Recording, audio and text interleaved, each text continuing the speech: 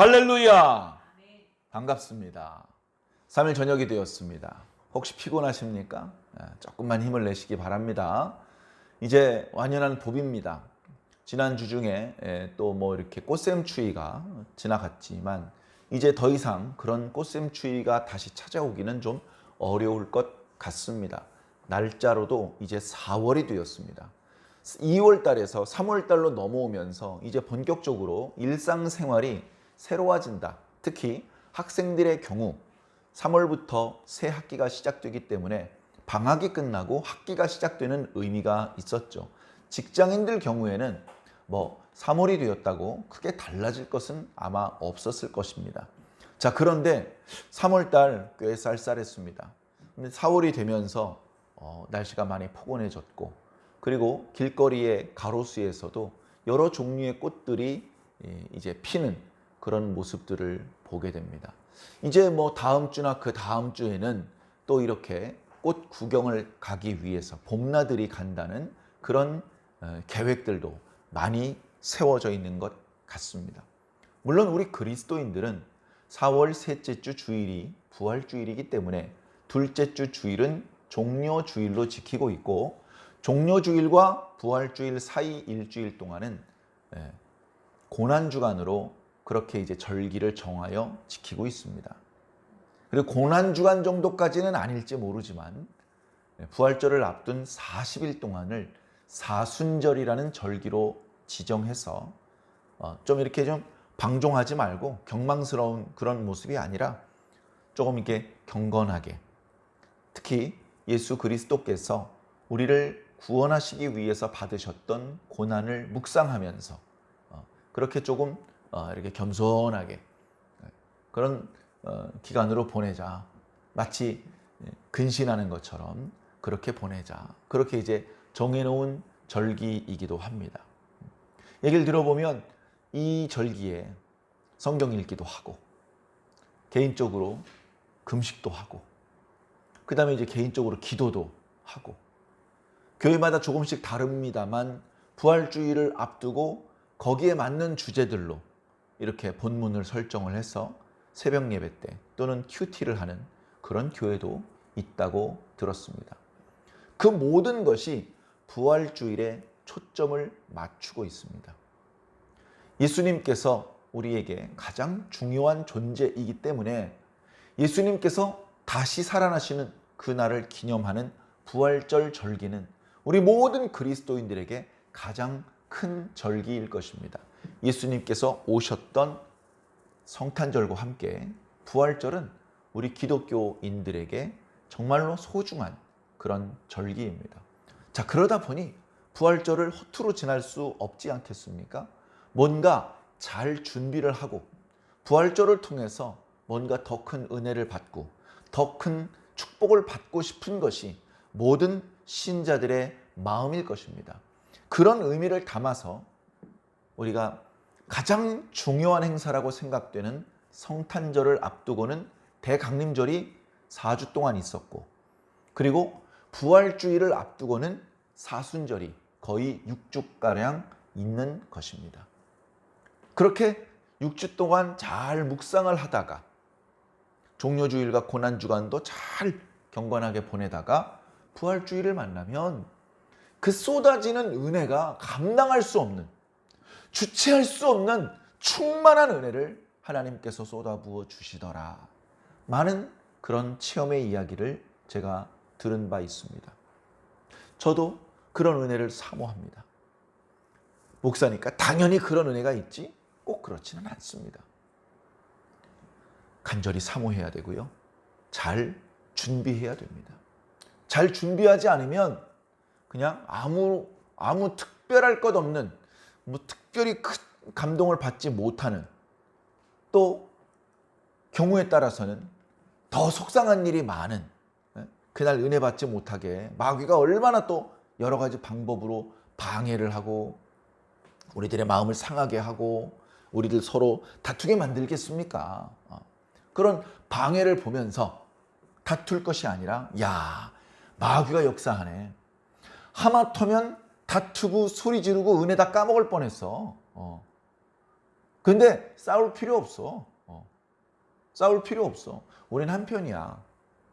마귀가 우리끼리 싸우게 해가지고 은혜 다 까먹게 만들려고 마귀가 아주 방해를 하네.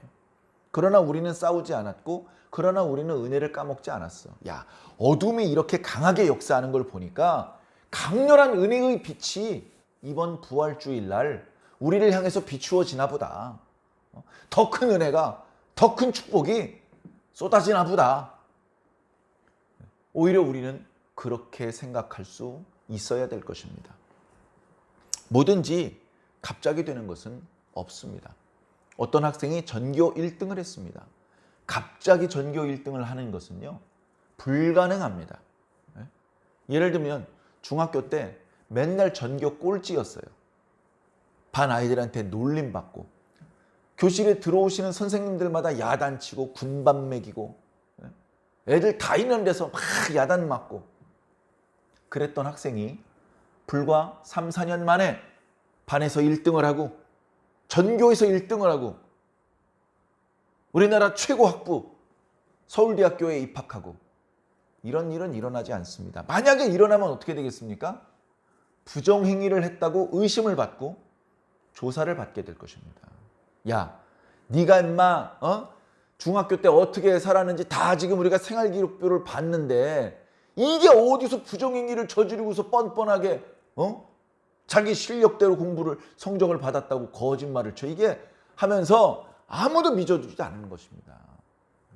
왜냐하면 그렇게 이제 전교 꼴찌를 하던 학생이 갑자기 전교 1등을 할 수는 없기 때문에 그렇습니다. 너무나 당연한 이야기죠.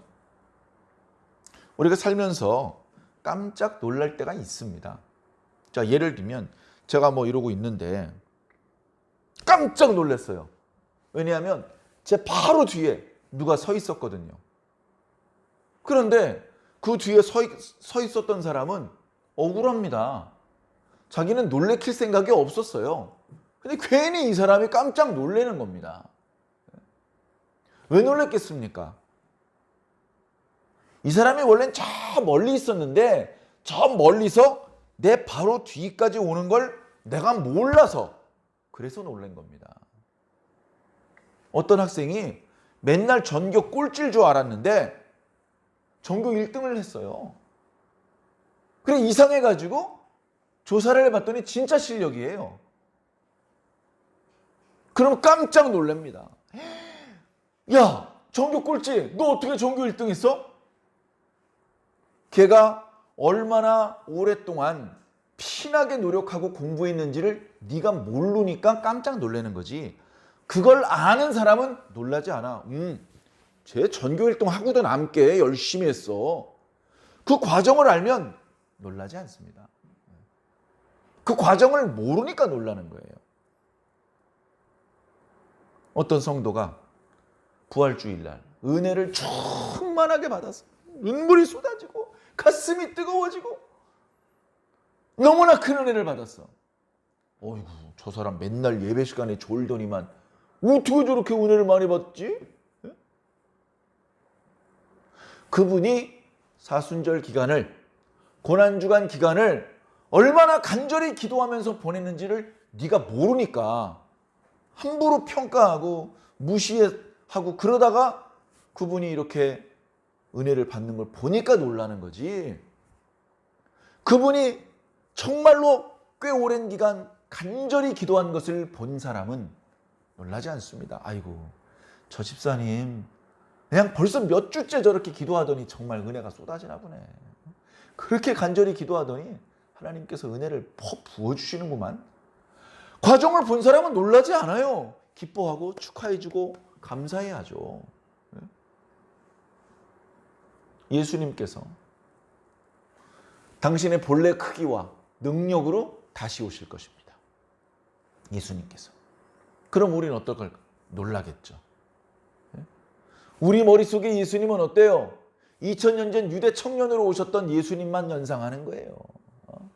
2000년 전 예수님 나이 한 30살쯤 되었고 가난한 집 출신이고 배운 학문도 없고 가난하다 보니까 제대로 먹지도 못했고 씻지도 못했고 옷도 남루했을 것이고 뭐 그 연상되는 어떤 모습이 있잖아요. 그 모습대로 오시면 안 놀랄 거야. 그런데 다시 오시는 예수님은 2000년 전에 그 모습 그대로 오시는 게 아니에요. 2000년 전에는 그 모습으로 오실 필요가 있었어요. 지금은 다시 오시는 예수님은 우리와 똑같은 크기로 오실 필요가 없습니다. 예수님 본래의 크기, 본래의 능력을 다 가지고 오실 것입니다. 그럼 우린 놀라겠죠. 아이쿠야! 예수님이 이렇게 크신 분이었어? 네? 여러분, 예수님 당시 때 예수님의 제자들이 예수님의 능력을 보고 놀란 적이 있어요.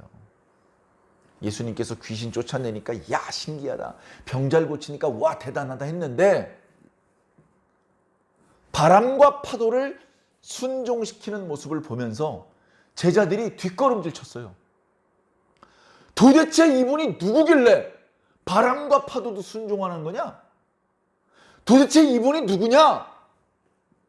제자들은 그저 구약의 선지자들, 여러 제자들을 거느리고 다니던 사무엘이나 엘리야나 엘리사 선지자, 그런 선지자 같은 분이라고 생각을 했거든요. 근데 그 이상이에요. 그 이상.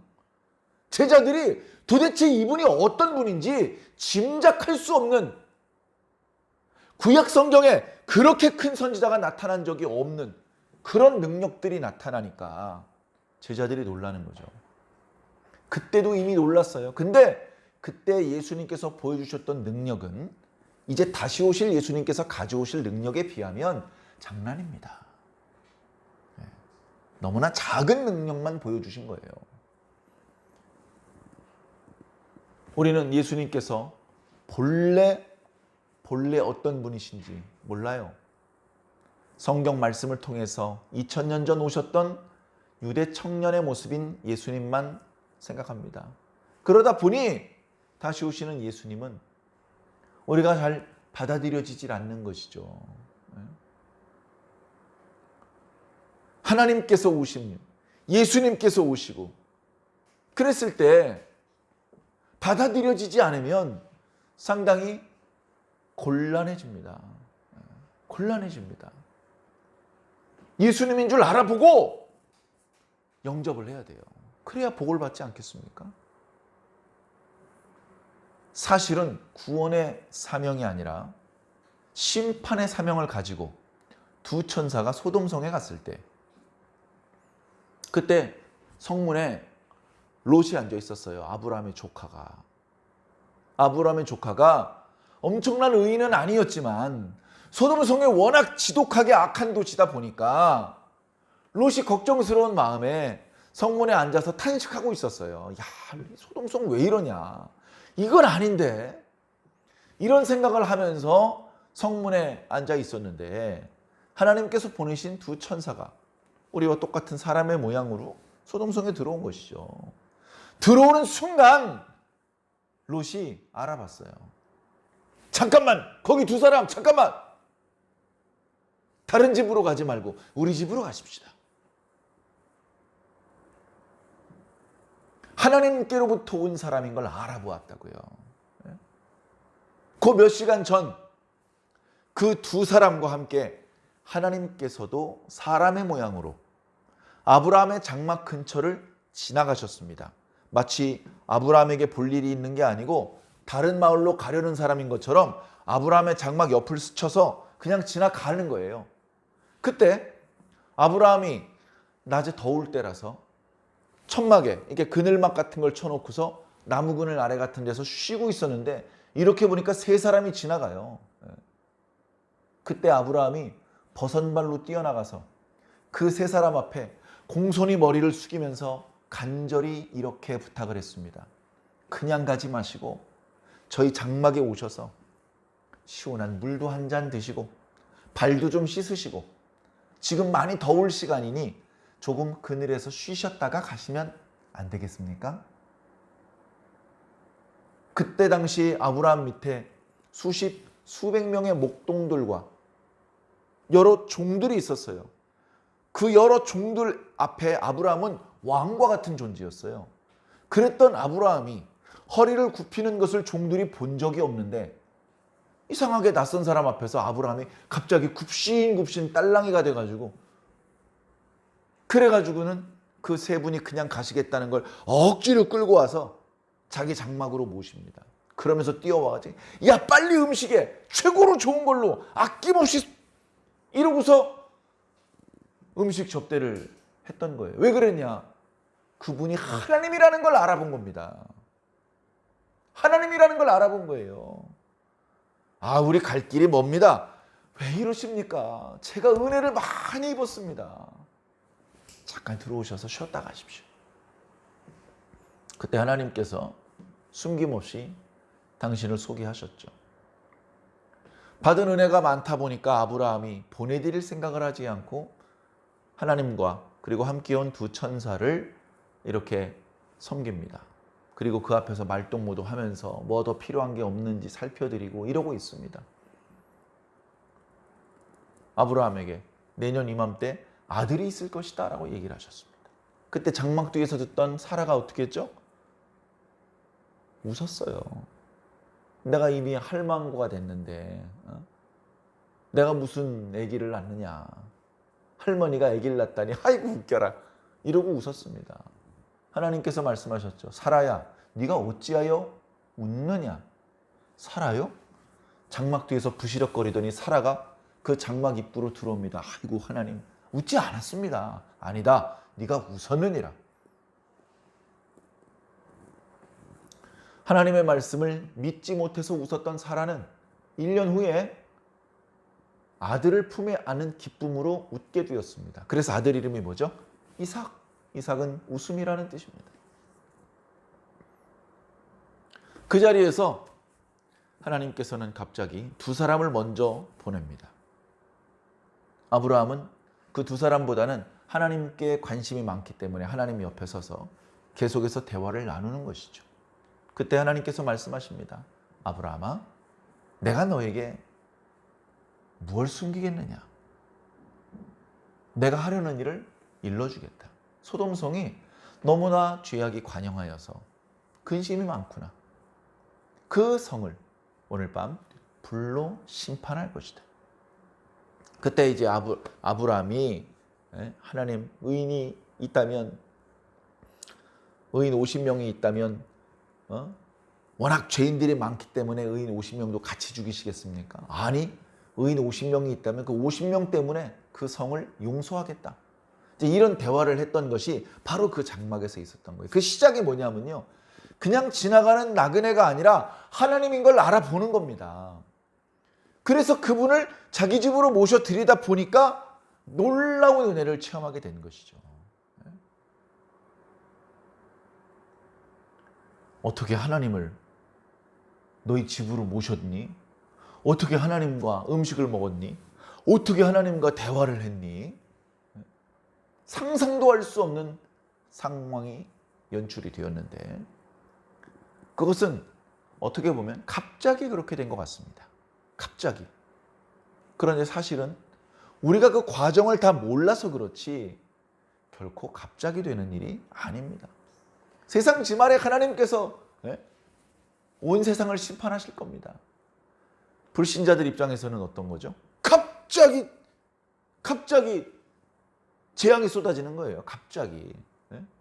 소돔성에 살고 있던 사람들이 하늘에서 불과 유황이 비 오듯 쏟아질 때 올 게 왔구먼, 내가 올 줄 알았어, 이런 사람이 있었을까요? 아 뜨거, 뭐야 이거. 아무도 대비하지 못하고 전혀 눈치채지 못하다가 갑자기 당하는 거예요. 하나님께서 하시는 일이 갑자기 되어지는 일처럼 느껴지는 사람은 불쌍한 사람입니다. 하나님의 일이 갑자기 되어지는 사람은 불쌍한 사람이에요. 준비할 수가 없습니다. 준비할 수가 없어요. 신부가 신랑을 기다리는데 신랑이 늦어져요. 뭐 그럴 수 있죠. 그래서 신부가 너무 힘드니까 허리끈 풀어놓고 다리 벌리고 쉬고 있었어요. 얼마나 힘들어요. 막 두드려가면서 옆에 다른 신부하고 얘기하면서, 우리 열처녀의 비유 말씀 들었잖아요. 쉬고 있었는데 신랑이 갑자기 나타났어. 어머나 깜짝이야. 그러면 신랑한테 사랑 못 받아요. 예? 잘 단장하고 있고 준비하고 있다가 신랑을 영접을 해야죠. 예? 신랑이 나타나는데 어머나 깜짝아 이러면 복 받겠습니까? 예수님께서 오셨어요. 어이쿠 깜짝이야. 언제 오셨어요? 그 사람은 복 못 받습니다. 준비를 하고 있어야 돼요. 그 준비의 과정을 무시하면 안 됩니다. 어떤 친구가 오랜만에 만났는데 누군지 못 알아봤어요. 왜 못 알아봤냐면 너무나 다이어트를 해가지고 너무 뚱뚱했는데 목이 없었는데 홀쭉하고 그냥 날씬하고 이뻐진 거예요. 그래가지고 내가 아는 누구랑 많이 닮은 여자가 이쪽으로 오네. 근데 걔는 아니야. 걔는 뚱뚱하거든. 이쁘장한 여자애가 오네. 보니까 내 동창이야. 깜짝 놀란 거지. 깜짝 놀랐어. 그러니까 너는 그 사람이 꽤 오랫동안 운동도 하고 음식도 조절을 하고 그래가지고 다이어트란 과정을 모르니까 깜짝 놀라는 거지. 그지? 중간 과정은 보지 못하고 결과만 봤으니까 깜짝 놀라는 거지. 땀 흘려가면서 뛰고 배고픈데도 먹는 걸 참고 그 과정을 다 봤으면 뭐 홀쭉하게 날씬해진 게 또 당연하지. 네? 여러분, 저와 여러분들은 지금 현재 어떤 과정을 밟고 있습니까? 어떤 과정을 밟고 있습니까? 영어 공부를 합니다. 하루에 영어 단어 10개씩 외우고요. 문장도 하나씩 외우고요. 또 영어 영화도 보고 드라마도 보고 근데 이상하게 상당히 열심히 노력을 하는데 영어 실력은 별로 좋아지질 않아요. 영어 시험을 보면 아직도 점수가 안 나와. 그런데 멈추지 않고 계속 노력을 하면 언젠가 좋아집니다. 언젠가 좋아져요. 네. 언젠가 좋아져. 너무너무 좋아지는 거예요. 그 과정이라는 게 있어요. 그것을 1만 시간의 법칙이라고 누가 표현을 했더라고요. 1만 시간을 공부를 하면 영어가 뻥 뚫린다는 거예요. 1만 시간. 하루에 2시간씩 공부하면 몇 년 이렇게 딱 정해져 있더라고요. 매일 하루도 빠지지 않고 2시간씩 공부하면 몇 년 걸려. 그렇게 하면 문법이든 회화든 뻥 뚫린다는 거예요. 그리고 실제 그것을 경험한 사람들이 많이 있습니다. 그런데 어때요, 우리는? 야, 1000시간이면 안 되겠냐? 야, 1만 시간 너무 길어. 나 그냥 1000시간만 투자할 테니까 1000시간 투자하고 1만 시간 공부한 것처럼 효과가 나오게 해주면 안 되겠니? 우리 다 그런 생각을 해요, 다. 1000시간이 성공을 하잖아요? 야, 그러면 나 100시간만 투자하면 안 될까? 틀림없이 그렇게 나옵니다. 근데 안타깝게도 1만 시간을 채워야 돼요. 1만 시간을 채워야 돼요. 그 과정을 반드시 겪어야 돼요. 어떤 집사님이 기도를 잘해요. 처음부터 잘했겠습니까? 어떤 목사님이 설교를 잘하셔. 참 감사한 일이죠. 처음부터 잘했겠습니까? 그 목사님 전도사 때도 그렇게 잘했을까요? 아니에요. 열심히 했지만 잘 안 될 때도 있었을 겁니다. 그런데 낙심하지 않고 계속 기도하면서 공부하면서 노력하면서 훈련 받으면서 그러다가 그렇게 설교도 잘하시고 기도도 잘하시는 그런 목사님, 그런 권사님이 되신 거예요. 그렇게 되려면 그 과정을 잘 쌓아야 된다고요. 내가 영어를 잘하고 싶어, 영어를. 영어를 잘하고 싶은데 일주일에 영어 공부 1시간 하고 수학 공부를 15시간을 했어요. 그럼 수학 성적이 올라가지 영어 성적은 안 올라가. 무슨 말씀인지 아시겠습니까? 내가 믿음이 자라가고 있어. 믿음이 자라고 싶어. 그런데 믿음을 자라게 하기 위해서 성경을 읽고 기도하는 건 일주일에 1시간.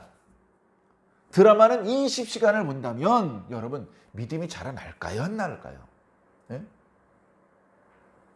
내가 팔다리가 단단한 아주 강철 같은 건강한 몸을 만들고 싶어. 근데 매일 늦잠 자고 야식 먹고 운동을 안 해. 그러면 팔다리가 땅땅해질까요? 배가 불룩하게 나올까요? 배가 갑자기 뻥 하고 나옵니까? 배가 이만큼 나오는 과정이 있는 거예요. 갑자기 나오지 않습니다. 하루아침에 나오질 않아요. 꽤 오랫동안 운동 부족에 과식, 이런 건강하지 못한 생활 습관이 오랫동안 쌓여서 배가 불룩하게 나오는 겁니다. 팔다리를 만져보면요, 강철 같은 분들이 있어요. 돌멩이 같은 분들이 있어요. 그게 갑자기 그게 됩니까? 아령 몇 번 들었다고 갑자기 이게 단단해지고 이만해집니까? 구슬땀을 흘리면서 한 번 더! 꽤 오랜 기간 구슬땀을 흘리면서 운동을 했기 때문에 돌덩이 같은 허벅다리, 알통이 만들어지는 겁니다. 그 결과에 어울리는 과정을 밟아왔기 때문에 그런 결과를 얻었다는 말씀입니다. 시험이 닥쳐와요. 시험이 닥쳐온다고 하니까 잘 감각이, 느낌이 없으니까 바람이 분다 또는 파도가 친다, 이렇게 제가 비유로 설명할 때가 많습니다. 정말 바람이 불거나 정말 파도가 치는 것은 아닙니다. 바람이 불어요. 바람이 부는데 내가 뿌리가 깊숙이 내려가 있지 않으면 뽑혀 날아가 버리는 거예요. 그럼 뿌리는 어떻게 해야 깊숙해집니까? 말뚝으로 말하면 큰 망치로 깊숙하게 땅땅하게 박힐 때까지 때려야 되는 거예요. 그 과정을 생략하고 대충 살살살 톡톡톡톡톡 때리고 그냥 가버리면 깊숙하게 박히지 않은 상태이기 때문에 바람이 세차게 불면 뽑혀 날아가 버리는 거예요. 목사님, 저는 그렇게 날아가 버리는 신자가 되고 싶지 않습니다. 하나님께서 알곡과 가라지를 구별하기 위해서, 의인과 악인을 구별하기 위해서 바람을 부신다고 말씀하신 것을 성경에서 읽었습니다. 맞아요. 악인은 바람에 날아가는 겨와 같도다, 이렇게 말씀하셨잖아요. 악인은 되고 싶지 않아.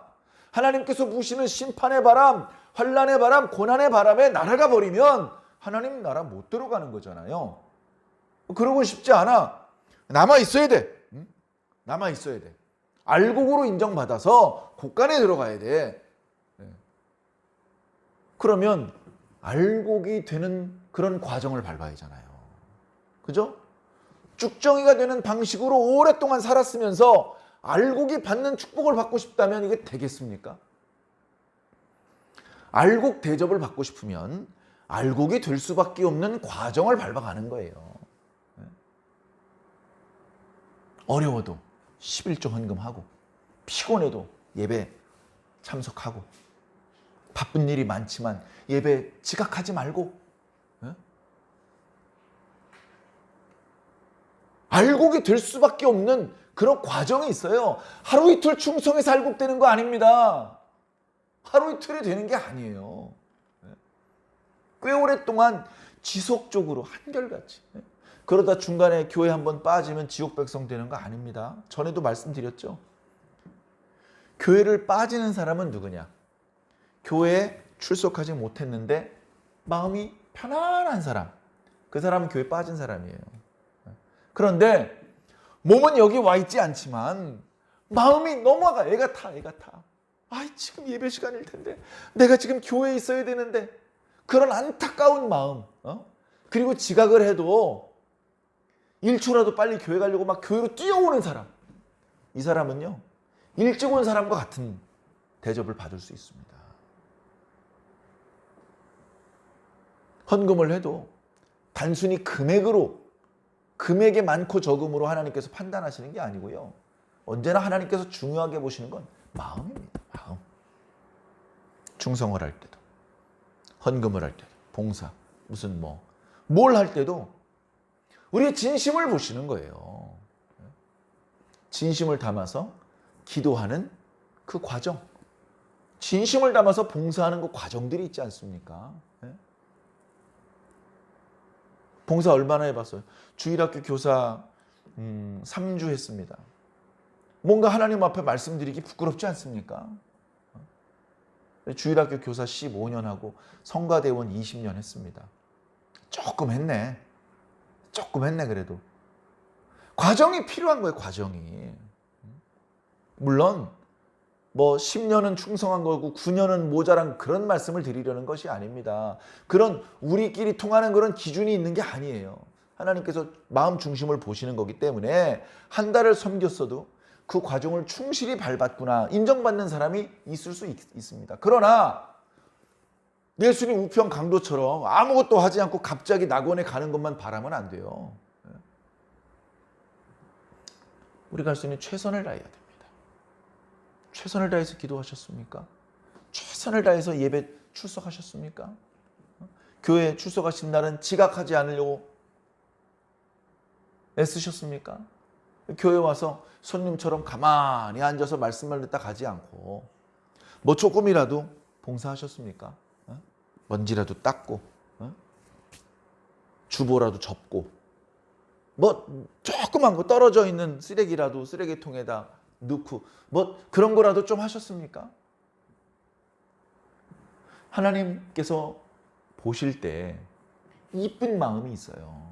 이쁜 행동이 있습니다. 이쁜 말이 있어요. 그걸 지속적으로 해야 됩니다. 그걸 지속적으로 하면 복 받아요. 변화 받습니다. 변화. 내가 달라져 있어요. 알곡 대접을 받는다니까. 천국에 딱 가는데 아이쿠 알곡님 오셨네. 여봐라 다 나와라. 알곡님 오셨어. 모시고 들어가. 알곡 대접을 받아야 될 것 아닙니까? 하루아침에 알곡 아니에요. 우리가 그 과정을 몰라서 그렇지 아무것도 아닌 곳에서 점점점 그 내용이 충실하게 차오르다가 어느 순간 속에 꽉 찬 알곡이 되는 겁니다. 오늘 말씀해 보면 솔로몬이 드디어 성전을 건축합니다. 어떻게 된 것 같아요? 갑자기 된 것 같죠? 갑자기 된 게 아니에요. 우리가 그 과정을 몰라서 그렇지 갑자기 된 게 아니에요. 솔로몬이 왕이 되자마자 성전 건축을 위해서 준비했습니다. 그게 4년 걸렸어요. 아버지 다윗이 준비해 놓지 않았다면 4년 동안에 어림없어요. 준비 못합니다. 아버지 다윗이요.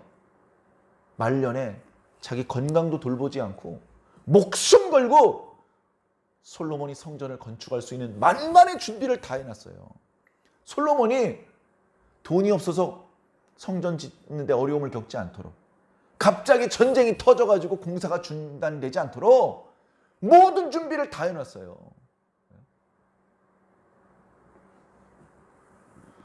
그리고 그 이전에 우리는 모르지만 하나님께서 수십 년, 수백 년, 수천 년 전부터 준비하신 겁니다.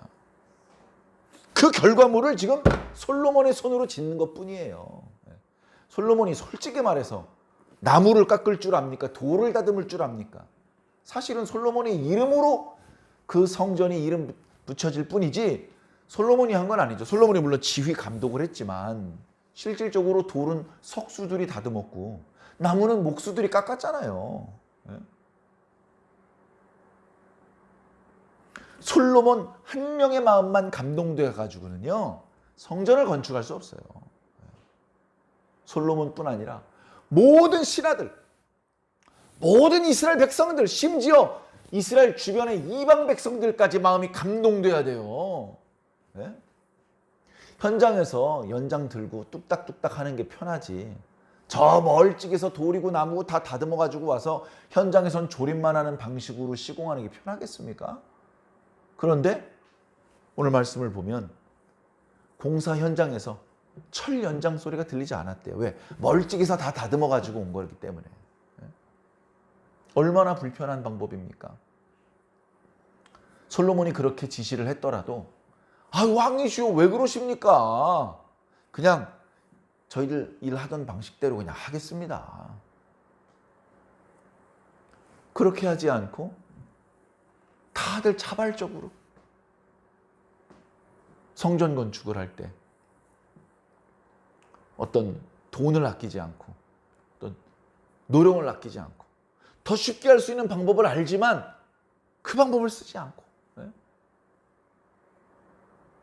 이 석가래가 이 들보가 성전 벽에 박히지 않게 하려고요. 아주 디테일까지 신경을 썼습니다. 성전이 공사가 다 끝났더라. 그리고 나서 그 뒤에 보니까 공사를 계속해요. 보니까 앞에 끝난 건 골조 공사고 뒤에 인테리어 공사가 계속 남아있는 거예요. 처음에는 돌로 그리고 큰 백향목으로 성전을 만들었어요. 지붕도 씌우고. 그리고서 그 거친 돌과 백향목을 이제 깨끗한 백향목 널판으로 다 인테리어 마감 공사를 합니다. 그리고 그 백향목 널판을 깎아요. 종려나무 또 아로새긴 꽃 모양으로 깎습니다. 그룹들의 모양으로. 성막 때는 그렇게 할 수가 없었어요. 성막 때는 겨우 한 것이 그 덮개를 이렇게 직조를 할 때 수를 놓는 방법을 썼어. 수를 놓는 방법. 이 성막 쪽에서 보이는 쪽만 수를 놨어요. 그것도 쉬운 일이 아니었죠. 광야에서. 그런데 지금 수 놓는 정도가 아니고요. 그 벽을 다 돌이 보이지 않게 나무로 포장을 하고 그 나무를 깎습니다. 그래서 부조로 여러 가지 아름다운 그 형태가 이렇게 딱 만들어졌어요. 그리고 그 위에다가 금을 입혔어요.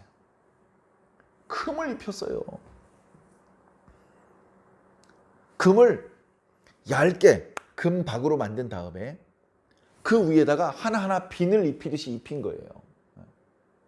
입히면서 원래 그 나무에 새겨져 있는 종려나무 모양이라든가 꽃 모양 그대로 금을 우려가지고 입힌 거예요.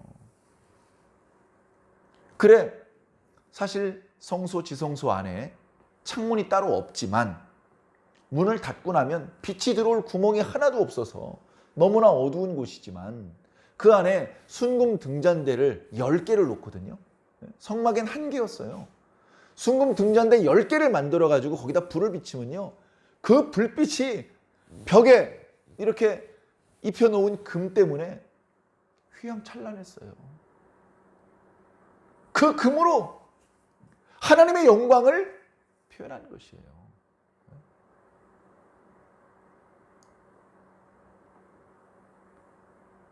오늘 말씀 그래서 1절에 보면 이스라엘 자손이 애굽에서 나온 지 480년 되는 해에 성전을 건축한다. 이런 말씀이 있습니다. 정확히 480년인가? 연도를 계수해 보면 조금 부정확한 것 같아. 그게 중요한 게 아니잖아요. 자, 이 말씀은 이런 의미예요. 이스라엘 백성들이 애굽에서 나왔지? 가나안에 도착했어? 언제 도착했어요? 여호수아 때 도착했잖아요.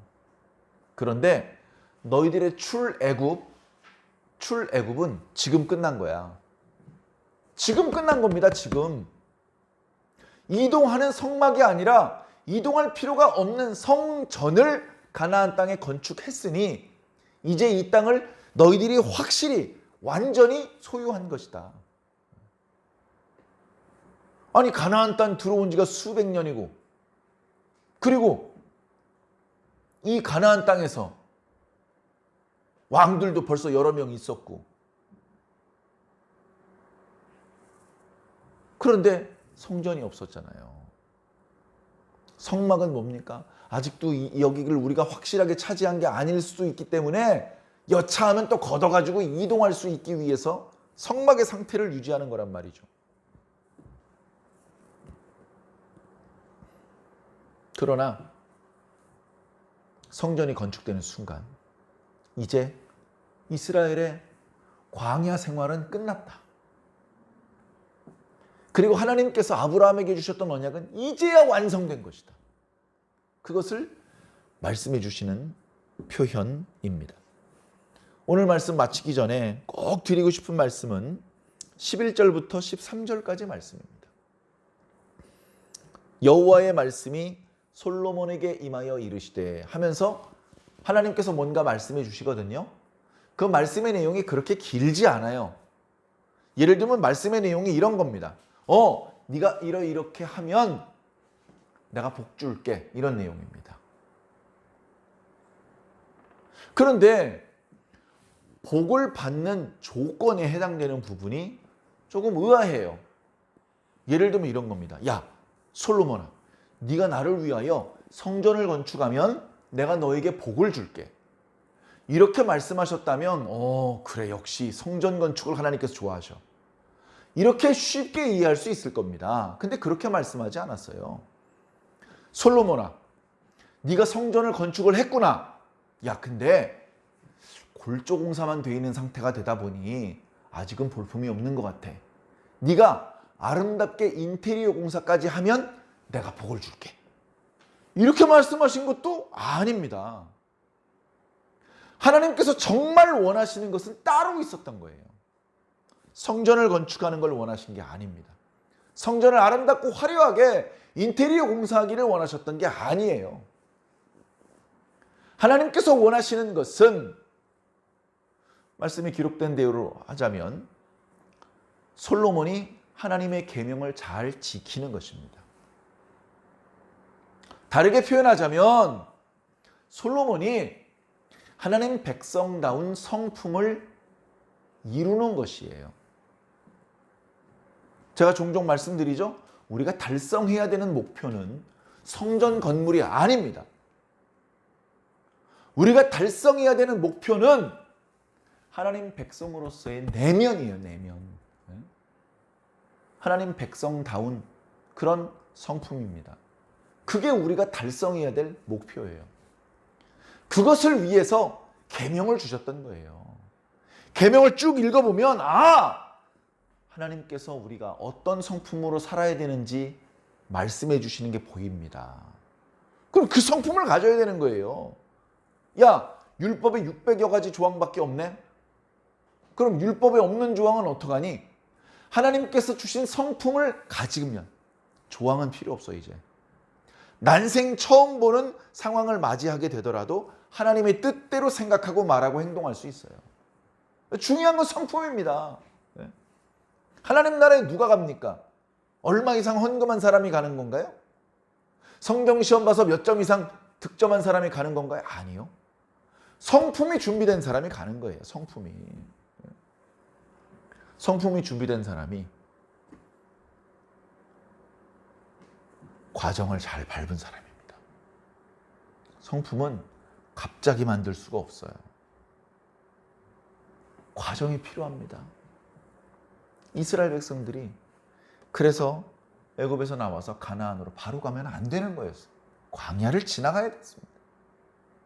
모세가 이집트 왕자였을 때 이스라엘 민족을 인도하면 안 돼요.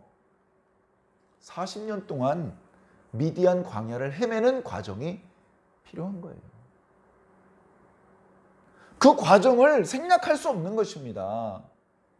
우리 각자에게는 우리의 과정이 있어요. 그 과정은 여러 가지 의미를 가지는 과정일 것입니다. 그 과정을 생략할 수가 없습니다.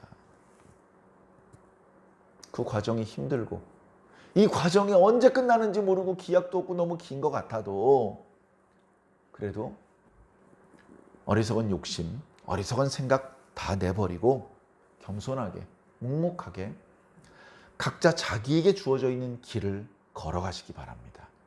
각자 자기가 거쳐가야 되는 그 과정을 성실하게 밟아나가시기를 바랍니다. 그렇게 할 때에 어느 순간 1만 시간을 채웠던 학생이 영어에 능통해지는 것처럼 우리는 하나님의 뜻을 깨닫게 될 것이며 어느 순간 우리가 말하고 또 생각하고 행동하는 것들이 예수님의 모습에 가까워진 그런 모습이 될 수 있을 것입니다. 사랑하는 성도 여러분, 지금 현재의 모습은 최종적인 모습이 아닙니다. 그래서 우리가 이렇게 부족한 면이 많죠. 하나님께서 책망하시지 않습니다. 기다려주시고 기회를 주시는 것이죠. 내일은 좀 더 좋아지겠지. 그런 사랑의 눈으로 우리를 보아주시는 것이죠. 사랑하는 성도 여러분, 기회를 주실 때 그 기회를 잘 살리시기 바랍니다. 우리에게 이런 과정을 지나가도록 말씀하실 때 그것은 우리가 미워서 우리에게 내리신 벌이 아니라 오히려 상해라는 것을 잘 헤아리시고 오히려 기쁨과 감사함으로 어려움이 있으면 물론 기도하면서 도와달라고 하면서 그 과정을 잘 지나가시기를 바랍니다. 그럴 때 우리도 솔로몬처럼 성전을 건축해서 하나님 앞에 바치는 그런 감격적인 순간도 오게 될 것입니다. 그날까지 끝까지 흔들림 없이 인내하여 승리하시기를 예수님 이름으로 간절히 축원합니다.